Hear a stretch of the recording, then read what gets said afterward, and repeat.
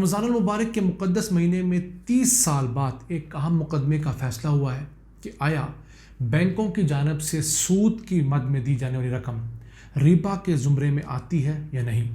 تو پاکستان کی فیڈرل شریعت کورٹ نے یہ فیصلہ دیا ہے کہ بینکوں کی جانب سے بھی دی جانے والی رقوم جن پر سود لیا جاتا ہے، انٹرسٹ لیا جاتا ہے، وہ تمام کا تمام ربا کے زمرے میں آتا ہے اور وہ حرام ہے، اور اسے اگلے 5 سالوں میں پاکستان سے ختم کیا جانا چاہیے۔ یہ سود کی ادائیگی اس قدر بڑا طوق ہے کہ پاکستان ہر سال 2,500 ارب روپے یعنی 2.5 ٹریلین روپے سود ادا کرتا ہے، اور یہ رقم پاکستان میں تمام ترقیاتی پروڈکٹس سے 2 گنا بڑی ہے۔ آج اس خبر کی تفصیلات جانیں گے اور بتائیں گے کہ پاکستان میں سود کو حرام قرار دینے کی کوشش کو کس طرح پرویز مشرف نے اپنے ذاتی مفاد کے لیے روکا، اور اسی وجہ سے جو کام آج سے 20 سال پہلے ہو جانا تھا اب جا کر ہونے جا رہا ہے۔ اسی کے ساتھ میڈیکل کے میدان میں ایک اور اچھی خبر یہ ہے کہ پاکستان کی ایک یونیورسٹی ہے، National University of Medical Sciences, اس نے ماڈرن سائنس کے تحت میڈیکل کی فیلڈ میں ریسرچ کرنے کے لیے ایک بہت بڑا انسٹیٹیوٹ نیاسر کے نام سے اس کا سنگ بنیاد رکھا ہے۔ 4 ایکڑ پر محیط یہ 64 بیڈز پر مشتمل ریسرچ انسٹیٹیوٹ کس طرح ملک میں نئی بیماریوں کے خلاف برسر پیکار آئے گا، ریسرچ اینڈ ڈیولپمنٹ میں کیا اہم سنگ میل عبور کرے گا، اسے ہم پروگرام کے دوسرے حصے میں ڈسکس کریں گے۔ السلام علیکم ویورز، میں ہوں آپ کا میزبان عبد الرحمان۔ پاکستان کے قوانین کے مطابق عام شخص ایک یا دوسرے بندے کو کوئی سود پر رقم دیتا ہے، وہ تو بالکل حرام ہے، غیر قانونی ہے، اس کے اوپر بڑا تگڑا مقدمہ بھی ہوتا ہے۔ لیکن اگر آپ کمپنی بنا کر، اگر آپ بینک بنا کر لوگوں کو سود پر پیسے دیں تو وہ جائز ہے، اور اس کو پروٹیکٹ کرنے کے لیے بینکنگ کورٹس بنی ہیں۔ اگر آپ سود نہیں واپس کرتے، آپ جیل جاتے ہیں، آپ کے اکاؤنٹ سے ڈائریکٹ پیسے نکل آتے ہیں، آپ کی کرکی ہوتی ہے۔ تو ڈیبیٹ یہ تھی کہ آیا یہ بینکس کی جانب سے جو رقم دی جاتی ہے وہ سود کے زمرے میں آتی ہے کہ نہیں۔ اس ڈیبیٹ کو بڑھایا پرویز مشرف نے۔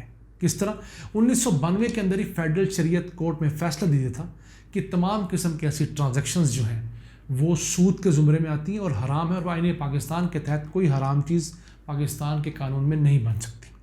لیکن اسی فیصلے کو پھر سپریم کورٹ کے اپیلیٹ بینچ نے قبول کیا اور اس کو صحیح قرار دیا، لیکن اس کے خلاف پرویز مشرف اور UBL بینک آگے آئے اور ایک ریویو پٹیشن فائل کی۔ 1999 سے لے کر 2002 کے درمیان اس کے خلاف پراپر کام کیا گیا کہ اس کو کس طرح روکنا ہے، یعنی سود کو روکنا نہیں بلکہ سود کو بین ہونے سے روکنا ہے۔ اور اسی لیے UBL بینک میرے نزدیک پاکستان کا سب سے برا بینک ہے۔ سب بینک ہی برے ہیں جو سود پر کام کرتے ہیں، لیکن UBL تو ان میں کما حق برا ہے، اسی لیے میں UBL میں اپنا اکاؤنٹ بھی نہیں کھلواتا۔ بات کرتے ہیں سود کی۔ 2002 میں یہ مقدمہ ریویو میں گیا اور پھر مزید 20 سال لگے چند بنیادی چیزوں کو طے کرنے کے لیے۔ انہوں نے کہا جی کہ بینکس چونکہ پرائیویٹ کمپنیاں ہوتی ہیں، یہ ہوتا ہے وہ ہوتا ہے، تو بینکس کی جو رقم لینڈ کی جاتی ہے وہ سود کے زمرے میں نہیں آتا۔ 20 سال کے درمیان میں کئی ججز آئے چلے گئے اور بینکوں نے ڈیلے کیا۔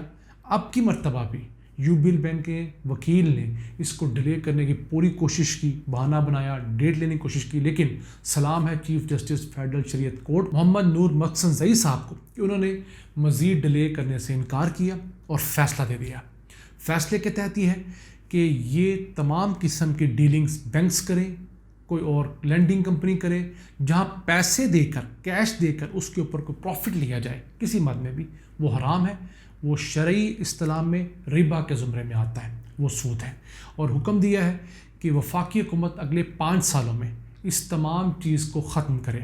ویسے پاکستان کا جو بینکنگ سیکٹر ہے اس کا 20% اسلامک بینکنگ پہ اور 80% ابھی بھی کنونشنل سودی بینکاری پہ ہے، تو یہ بہت بڑا سنگ میل ہے اس معاملے میں۔ اور یہ سود کی پیمنٹ جو ہے یہ پاکستان کو دیمک کی طرح کھائی جا رہی ہے۔ پاکستان کی اگر قرضوں کی بات کریں تو ہمارے اوپر 43,000 ارب روپے کا قرضہ ہے۔ جی ہاں، میں لائبلٹیز کی بات نہیں کر رہا، لائبلٹیز کو ڈالیں تقریباً 50,000 ارب روپے بنتا ہے، لیکن جو قرض ہم نے ادا کرنا ہے اس قرض کے اوپر ہم ہر سال جو سود ادا کرتے ہیں وہ 2,500 ارب روپیہ ہے۔ اور گزشتہ PTI حکومت نے اپنے 3.5 سالوں کے اندر 8.9 ट्रिलियन रुपए सूद अदा किया, यानी कि 8,900 अरब रुपए सूद और प्रिंसिपल की अमाउंट अदा की। लुक एट दैट, आप देखिए कितनी बड़ी अमाउंट है। पाकिस्तान का वफाक और सूबाई तमाम हुकूमतें मिलकर अवाम की फलाह व बहबूद पर जितने भी तरक्याती मंसूबे शुरू करती हैं, मसलन डैम से लेकर आपकी गली में नाली सड़क बनने तक, उनकी मालियत मजमूई तौर पर 1200 अरब रुपए सालाना होती है, जबकि हम लोगों ने हर साल जो सूद की अदाई करनी होती है वो रकम अब उससे डबल यानी 2,500 अरब रुपए हो गई है। किस तरह पाकिस्तान तरक्की करेगा? हम एकदम बंद नहीं कर सकते, ये मुमकिन बात है, और अदालत ने 5 साल का टाइम दिया। हमें इसको आसानी से इस्लामिक फाइनेंस पर शिफ्ट करना होगा, अपने अखराजात और फजूलियात को कम करना होगा, फिर ही जाकर हम सूद से निजात हासिल कर सकते हैं। इसी के साथ अदालत ने ये भी करार दिया कि जो पाकिस्तान में तकरीबन 183 साल कदीम इंटरेस्ट एक्ट है 1839 का, वो भी तमाम का तमाम आईने पाकिस्तान के मुतज़ाद है और वो भी कानून के मुताबिक नहीं, उसको भी गैर कानूनी करार दे दिया गया है। हम उम्मीद करते हैं इसके ख़िलाफ़ कोई कानूनी मुश्काफ़ी निकाल कर नया बहाना नहीं बनाया जाएगा। मिफ्ताह इस्माइल जो मौजूदा वज़ीर ख़जाना ने तो कहा कि हम इसको वेलकम करते हैं, इसकी स्पिरिट के मुताबिक इसको कबूल करें। हाँ, आलमी ताकतें आपको नहीं करने देंगी। बड़े बड़े जो बैंक्स हैं पाकिस्तान में भी, मियाँ मंशा जैसे MCB बैंक वाला, ये तमाम आपको कैसे इजाज़त देंगे? ये अरब रुपए तो सूद की मद में कमाते हैं। एक एक बैंक का सालाना मुनाफा 50-50 अरब रुपया है। ये एक ऐसा काम है जिसे जो हुक्मरान भी करेगा वो अल्लाह और उसके रसूल के करीब हो जाएगा। इसी के साथ चलते हैं आज की दूसरी खुशखबरी की तरफ। National university of medical sciences, उसके अंदर एक बहुत अच्छा इदारा शुरू किया गया जो कि रिसर्च बेस्ड है। पाकिस्तान में रिसर्च बेस्ड इदारे बहुत कम शुरू किए जाते हैं और उनके लिए फ़ंड्स भी नहीं रखा जाता, लेकिन यहाँ पर 4 एकड़ रकबा भी दिया गया, उसकी कंस्ट्रक्शन स्टार्ट हुई है और 3 अरब 48 करोड़ रुपए की लागत से ये अगले 2 सालों में कंप्लीट होगा, अप्रैल सन 2024 तक। 64 बेडेड क्लिनिकल ट्रायल यूनिट होगा, जहाँ पर मुख्तलिफ बीमारियों के ट्रायल्स किए जाएंगे तमाम साइंटिफिक बुनियादों के ऊपर।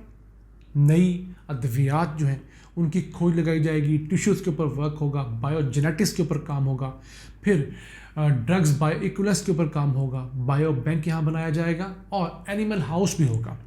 वो तमाम एनिमल्स जिनके ऊपर इब्तदाई तौर पर अद्वियात का टेस्ट किया जाता है और जो अद्वियात उन टेस्ट को पास करती हैं उसके बाद उन अद्वियात को इंसानों पर इस्तेमाल किया जाता है। तो वो तमाम जानवर, मसलन शुरू में चूहे, फिर रैबिट्स, फिर बंदर वगैरह, इन तमाम जानवरों के लिए प्रॉपर एनिमल हाउसेस होते हैं रिसर्च इंस्टीट्यूट्स के अंदर जो मेडिसिन के ऊपर काम करते हैं। ये तमाम यहाँ बनाए जाएंगे। नई अद्वियात local Pakistani doctors, Pakistani technicians इन पर ट्राई करेंगे और फिर जो वहाँ से निकलेंगी वो तमाम के तमाम फिर इंसानों के ऊपर ट्रायल्स करने के बाद इंस्टीट्यूट में फिर बड़ी पब्लिक के ऊपर, मास स्केल के ऊपर ये लोगों को दी जाएगी। पाकिस्तान में बहुत सारे अद्वियात पे बहुत काम होना बाकी है। कैंसर के अद्वियात बहुत महंगी हैं, उन पे काम होना चाहिए, बाकी तमाम अद्वियात भी। तो ये एक बड़ा अहम संग मील है। पाकिस्तान आहिस्ता आहिस्ता अपनी अद्वियात बनाएगा। कोरोना के दरमियान भी पाकिस्तान के पास पूरी रिसर्च की तमाम चीज़ें नहीं थी, वो नाम शायद कोरोना की मेडिसिन भी बनाते। इन चीज़ों से एक तो पाकिस्तान इस मैदान में तगड़ा होगा, फिर यहाँ पर डॉक्टर्स को क्लिनिकल सिमुलेशंस के ज़रिए नई जो जदीद टेक्नोलॉजीज़ आ रही हैं वो सिखाई जाएंगी और फिर एडवांस स्किल्स यहाँ दी जाएंगी, जिससे हमारी जो मेडिकल फर्टिलिटी है वो बाहर जाकर पैसा खर्च करके जो एक्सपर्टीज़ हासिल करती है वो यहीं पर पाकिस्तान में रावलपिंडी इस्लामाबाद के अंदर रहकर बासानी कर सकेंगे और पाकिस्तान के अंदर जो तिब का शोबा है उसमें नई तरक्की नज़र आएगी। नाज़रीन, ये पाकिस्तान के अंदर होने वाली अहम डेवलपमेंट्स। हम अल्लाह से दुआ गो है कि वो रमज़ान के इस बाबरकत महीने के सदक़े हम तमाम लोगों को माफ़ करे और पाकिस्तान पर अपनी रहमतें निछावर करे ताकि ये मुल्क जल्द अज जल्द मुस्तहकम हो सके। इन अल्फाज के साथ अपने मेज़बान अब्दुर्रहमान को इजाज़त दीजिए। अल्लाह ने के बाद।